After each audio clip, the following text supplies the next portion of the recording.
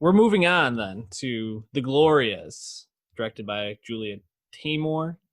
A got her chops in directing on stage actually, which we'll talk about another director that got his break in stage directing as well in the next segment. But the Gloria, starring Julianne Moore and Alicia Vikander. Um, you know, we've talked about Gloria Steinem more this year than we ever have on the pod, obviously. But Yes. talking about Mrs. America, we were very tuned into her story as she was a major factor in that show, played by Rose Byrne. Here, portraying Gloria Steinem at different points of her life, whether that be childhood, teenagehood, or I guess like maybe like pre-teenagehood, adulthood, or young adulthood, Yeah. and then older adulthood. You kind of get the idea of Gloria's life story. Interesting internal narrative framing device of having all the Glorias on a bus riding somewhere and kind of using travel as a theme throughout the movie to drive the plot along. I found this movie to be informative and interesting, a little long and boring at points though. How were you feeling after you finished the Glorias? Yeah, I mean, Gloria Steinem is obviously someone deserving of the biopic treatment, For but sure. the Glorias just kind of has that traditional biopic feel. Like it does there's a lot of beats that come up that you kind of see coming. And again, like as you said, the educational value is great because that's something that was a big part of why Miss America was so valuable. And I think when we watch Miss America, we're like, wow, it'd be great to have more time with all these people. You know, Miss America was so much of a piece, and so many people coming in and out as they kind of intersected with Phyllis Schlafly primarily, right? And having this one focus on just Gloria Steinem, of course, like, oh, well, that should be good. And, you know, Bella Abzug is here as well. And some other people that were in the show, like what's her name?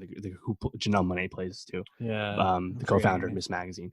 But because there's a lot of like fat on the movie because it's 2.5 hours long and it's doing the whole life story, like don't know if we needed all the stuff with her as a kid. You know, like it's just kind of a lot of familiar beats. And you know, going in knowing this was a Sundance film from this year, back when film festivals still were at physical locations, you know, and that inherently like tells you, oh, there's a lot riding on this, and this was, you know, well reported on movie as the Gloria Steinem biopic. But I guess what I liked about it most was that it did take it like through more present times versus Miss America, which is very much focused on like a 10-15 year period primarily, right? So from the educational value, there's obviously stuff to get, but movie making, it's kind of standard, and I wish the screenplay was a little tighter. Yeah, I think the parts I was way more engaged were the Julianne Moore parts, and I found myself with the Vikander parts kind of tuning in and out. I thought it was interesting to see her development, as this like Playboy bunny trying to break into like real magazine writing and journalism. And that part I found interesting, but some of the stuff like with her dad, played by Timothy Hutton, and like her family, I feel like for some reason that just did not strike a chord with me or hit with me for some reason. I think maybe because I had already kind of gotten the sense of where that was going and felt like that could have been, like you said, played down a bit. The childhood stuff, I feel like there was just way too many examples, although I kind of understood why a lot of them were included.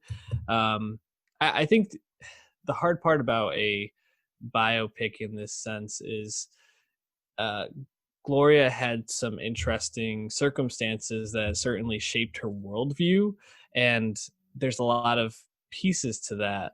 But because there were so many things that impacted her worldview, whether it be her family or her traveling or her parents' relationship or growing up in poverty.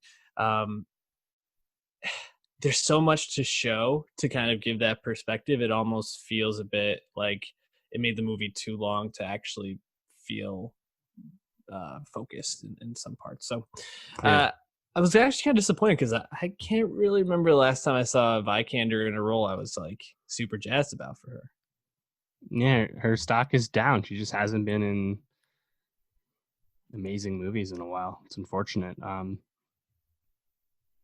It's Tomb not even like Raider, she hasn't been working. Like I'm not gonna blame her for being in Tomb Raider because she's been in other get movies. that But bag. like, Yeah. like Earthquake Bird was just kind of all right.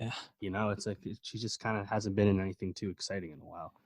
And we know how talented she is, of course, but definitely looking for her to get back to something a little better. And again, on the surface, this could have been it, but it just didn't come together.